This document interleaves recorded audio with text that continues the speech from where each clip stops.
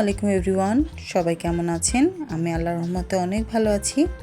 নতুন দিনে নতুন একটি ব্লগ নিয়ে আপনাদের সামনে হাজির হয়ে গেলাম। সারাদিনের নানা কাজ শেষ করার পরও কিভাবে নিজেকে সময় দিলাম, নিজের ইচ্ছাগুলোকে পূরণ করলাম, সেই গল্পই আজকে আপনাদের সাথে শেয়ার করব। তো সকালেই সমস্ত কাজ শেষ করার পর নিয়ে বসলাম এক কাপ চা। অনেক সময় চা বানাতে ইচ্ছা না করলে আমি এই সিলনের যে চায়ের প্যাকেটগুলো আছে এগুলো এক প্যাকেট করে রেখে দিই। এগুলো আপনার যদি চা বানাতে ইচ্ছা না করে শুধু আপনি পানিটা গরম করে আপনি সুন্দর এক কাপ চা বানিয়ে খেয়ে ফেলতে পারেন। এই চায়ের ফ্লেভারটা আপনাদের কাছে কেমন লাগে আমি জানি না, আমার কাছে বেশ ভালো লাগে এই চায়ের ফ্লেভারটা। তো চাটা শেষ করার পর সকালের ব্রেকফাস্টের আয়োজন শুরু করে দিলাম। সুজি রান্না করেছিলাম, আর ছিল সাদা রুটি, আর ছিল সবজি। তো এগুলো দিয়ে সকালের ব্রেকফাস্ট সম্পূর্ণ করার পর আমি রান্নাবান্না সব শেষ করে এই মিররটার দিকে আমার হঠাৎ চোখ গেল যে এটা পুরোপুরি প্লেন একটা মিরর ছিল। তো ভাবলাম এটাতে যদি আমি হালকা করে রং করি তো এটা কেমন লাগবে দেখতে। তো পুরোপুরি প্লেন একটা কালার ছিল, এটা একরকম সুন্দর ছিল, তবে আমার কাছে মনে হচ্ছে যে কালার করার পর এটা আরও বেশি সুন্দর লাগছে। আপনারা যারা দেখলেন তারা একটু জানিয়ে দেবেন যে এটা কি কালার করার আগে বেশি সুন্দর ছিল নাকি কালার করার পর বেশি ভাল লাগছে। আজকে আমি একটি নতুন রেসিপি ট্রাই করেছি ইউটিউব দেখে, মজার একটি পুর ভরা পটলের রেসিপি। তো পটল ভাজা তো আমরা বাসায় প্রায় তৈরি করে থাকি, তবে এই ধরনের ইউনিক রেসিপিগুলো আপনি গেস্টদের সামনে দিলে গেস্টরা আপনার খুব প্রশংসা করবে, এবং এই রেসিপিটা আমার কাছে অনেক বেশি টেস্টি মনে হয়েছে অন্যান্য নর্মাল পটল ভাজার থেকে। খাবার দাবার শেষ করার পর একটু রেস্ট নেওয়ার পর আমি আর আমার বড় মেয়ে হঠাৎ করে প্ল্যান করলাম আমরা গাছ কিনতে নার্সারিতে চলে যাব। আমার একটা জবা গাছ আছে, তো আমার আরেকটা জবা গাছের অনেক বেশি শখ হয়েছে।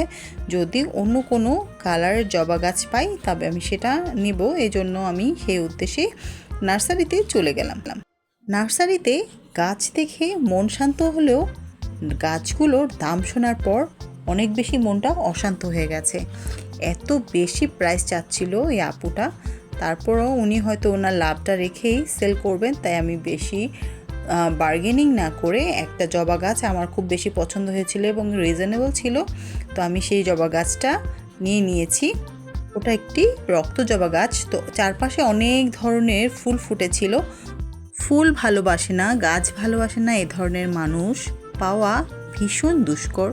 হয়তো অনেকে সময়ের জন্য বা যত্ন করার অভাবে গাছ লাগাতে পারেন না, কিন্তু ফুল ভালোবাসেন না এবং ফুলের মায়ায় পড়েন না এমন মানুষ খুব কম পাওয়া যায়।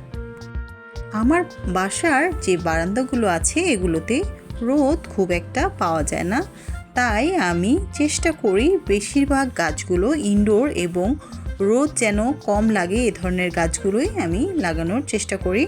তবে রক্ত জবা ফুল গাছ অনেক বেশি উপকারী একটি গাছ এবং আমার খুব প্রয়োজন হয় এই রক্ত জবা গাছটি, তাই আমি এই গাছটি মাত্র 100 টাকা দিয়ে কিনে নিয়ে এসেছি। যদিও আমার আরেকটি জবা গাছ আছে, সেই গাছটি আমাকে প্রচুর পরিমাণে ফুল দিয়ে যাচ্ছে এখনো পর্যন্ত। তো আমার আজকে কিছু তেলের অর্ডার ছিল, তো সেগুলোকে বসে বসে রেডি করে ফেললাম নার্সারি থেকে এসে।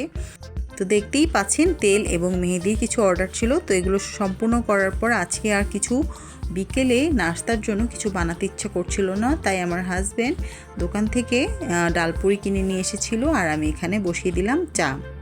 যবে থেকে আমি বুঝতে শিখেছি এবং চায়ের যে স্বাদ, চায়ের যে আকর্ষণ এটা বুঝতে শিখেছি, তখন থেকেই আমি চায়ের ভক্ত। প্রতিদিন 4 থেকে 5 কাপ চা আমার খাওয়া হয়ে থাকে, তবে আমি জানি এটা আমার অনেক ভয়ঙ্কর রকমের একটা বদভ্যাসে পরিণত হয়েছে এবং আমি প্রতিনিয়ত চেষ্টা করে যাচ্ছি আমার এই বদভ্যাসটা কাটানোর জন্য। আমার মতো চায়ের পাগল আমার ফলোয়ারদের মধ্যে কে কে আছেন দয়া করে আপনারা কমেন্ট করে জানাবেন যে কারা এই নেশাটা কাটাতে পারছেন না। না হলে আমার চলেই না, সাথে আমার পুরো পরিবারও চায়ের জন্য পাগল। তো আমি আপনাদেরকে বলেছিলাম যে আমার একটা জবা গাছ আছে, এটা আমাকে প্রতিনিয়ত অনেক বেশি ফুল দিয়ে যাচ্ছে, আমার মনটাকে অনেক বেশি শান্ত করে দিয়ে যাচ্ছে প্রতিদিন। তো আজকে এই গাছটা থেকে প্রায় 7 থেকে 8টি জবা ফুল পেয়েছি। তো দেখতেই পাচ্ছেন আমার মেয়ে ফুল নিয়ে খুব সুন্দর করে মজা করছে, খেলছে। তো আজকে মনটা যেন ভরে গেল, এতগুলো ফুল নিঃস্বার্থভাবে একটি গাছ আমাকে দিয়ে যাচ্ছে প্রায় প্রতিদিন।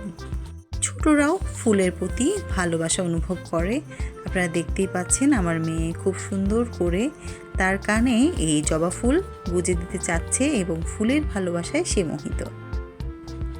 আপনারা আমার মেয়েটার জন্য অনেক বেশি দোয়া করবেন। তো এই ফাঁকে চলে আসলাম রান্নাঘরে। দুধটা জাল দিয়ে রাখতে হবে, না হয় নষ্ট হয়ে যায়। তো এটা জাল করে আমি আবার বসলাম চা নিয়ে। এভাবেই প্রতিটি দিন প্রতিটি ক্ষণ আমার চা ছাড়া চলেই না। তো আমার আজকের ব্লগটি আপনাদের কাছে কেমন লাগলো আশা করছি জানাবেন। আজকের মতো এই পর্যন্ত। আল্লাহ হাফেজ।